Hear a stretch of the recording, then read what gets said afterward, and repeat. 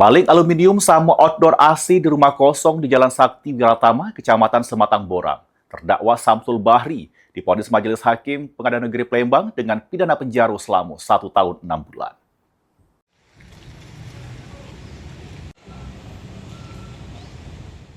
Samsul Bahri terdakwa maling aluminium sama outdoor AC serta pipa preon di salah sikok perkarangan rumah kosong di Jalan Sakti Wiratama, Kecamatan Sematang Borang, jalani sidang di Pengadilan Negeri Palembang, juru agenda putusan Majelis Hakim.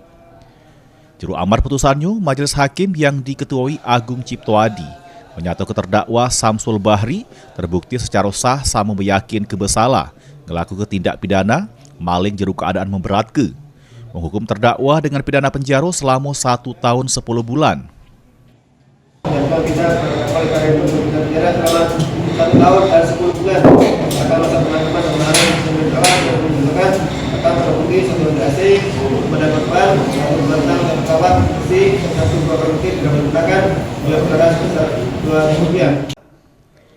Sebelumnya terdakwa Samsul Bahri dituntut jaksa penuntut umum pidana lebih tinggi, yakni penjara selama 2 tahun 6 bulan.